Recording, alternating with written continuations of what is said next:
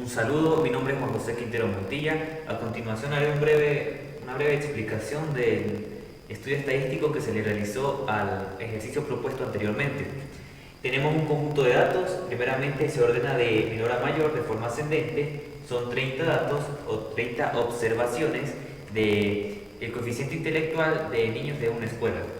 Calculamos el rango, que es el valor máximo 136 menos el valor mínimo 64 es igual a 72, el número de clases es 6 y luego la amplitud, que es rango sobre el número de clases, nos da un valor de 12. Realizamos nuestra tabla de frecuencias donde vamos a encontrar número de clases, el rango de inteligencia, frecuencia absoluta acumulada, frecuencia relativa acumulada, marca de clase, luego 3 columnas que nos van a ayudar para realizar cálculos posteriores en la varianza, en la media y en la mediana, y luego en la kurtosis, donde esto es la diferencia de la marca de clase menos la media, al cuadrado por la frecuencia absoluta. Asimismo, esta es la diferencia de la marca de clase menos la media a la 4 por frecuencia absoluta.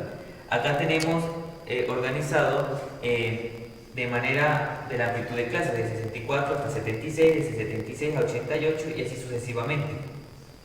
También tenemos acá cómo se contean 1, 2, 1, 2, 3, 4 para la siguiente clase, así también se contean los siguientes. Y así se va realizando o armando en la tabla de frecuencias con cálculos. Cabe resaltar que la clase modal y mediana es la número 4. El histograma de frecuencias absolutas relaciona las frecuencias absolutas con los intervalos de clases o las agrupaciones de las clases. Se puede observar un crecimiento bastante elevado en la barra que se encuentra entre el intervalo de 100 y 112, ya que son 12 niños que poseen el coeficiente intelectual entre estos dos valores. Se representa a través de barras. El polígono de frecuencia relativa. Podemos ver que es una recta que va uniendo los puntos y hay un crecimiento bastante elevado a partir de el punto 0,23 hasta el 0,40, ya que entre 100 y 112 en frecuencias relativas se puede encontrar que hay un 0,40 o de manera porcentualmente hablando, un 40% de observaciones que radican entre estos dos valores. Por último, el ojiva, que relaciona las frecuencias acumuladas y los números de clases. Las frecuencias absolutas acumuladas, podemos ver aquí que el ojiva siempre es creciente en cualquier estudio, ya que es la sumatoria de las frecuencias absolutas. Y podemos ver aquí igualmente el crecimiento bastante empinado, la pendiente, de los valores de 100 a 112, ya que hay mayor cantidad de niños que poseen ese coeficiente intelectual en esos dos valores. Luego se procede a calcular la media, mediana y la moda. La media es el punto de equilibrio, el punto de gravedad entre los datos. Se calcula en la sumatoria de i igual a 1 hasta acá, de la marca de clase por la frecuencia absoluta sobre n. En ese caso, sustituyendo valores, es 3024 sobre 30 y nos da un igual de 100,8 para la media. La mediana será ese valor o el punto de equilibrio que se obtiene entre intervalos de datos o en un grupo de datos, mejor dicho.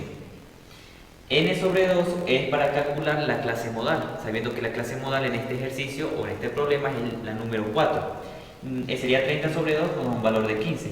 Luego, para calcular la media vamos a utilizar que va a ser el límite inferior más n sobre 2 menos la frecuencia acumulada de la clase anterior sobre la frecuencia acumulada de esta clase que estamos estudiando, o de la clase medianal, que es la clase 4, por la amplitud de clases. Sustituyendo valores tenemos que 100 más 15 menos 13 sobre 12 por 12, que es igual a 102. Acá en la moda es el valor que más se repite. Los datos para calcular va a ser el límite inferior de la clase modal por delta 1, que lo que significa va a ser la frecuencia absoluta menos la frecuencia absoluta de la clase anterior, sobre ese mismo delta 1 más más delta 2, que lo que indica el delta 2 va a ser la frecuencia absoluta de la clase modal menos la frecuencia absoluta de la siguiente clase. Sustituyendo valores nos queda que 100 más 12 menos 7 sobre 12 menos 7 más 12 menos 2 por 12, que nos da un valor de 104. Si observamos bien los datos obtenidos, 104 no se encuentra como valor que más se repite, pero sí nos indica la clase modal, que es la clase que contiene este valor. Luego se calcula la varianza, que se representa como s al cuadrado.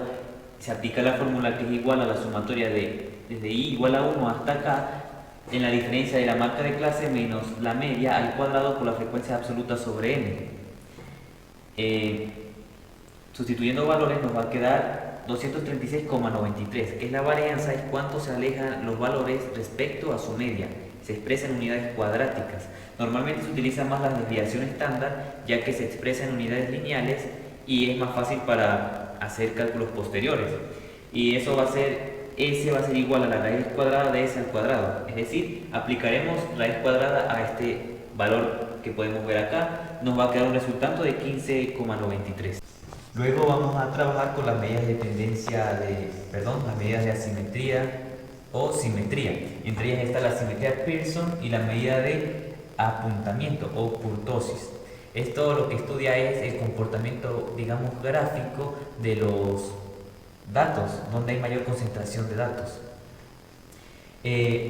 Acá la simetría Pearson se calcula como 3 por la media menos la mediana sobre S, que sería en tal caso la desviación estándar. En relación a estas tres medidas, sustituyendo los datos tenemos acá y nos va a dar un valor negativo que es 0,23, menos 0,23, es decir que es menor que 0, o a la izquierda la concentración de datos se encuentra mayormente en la parte izquierda.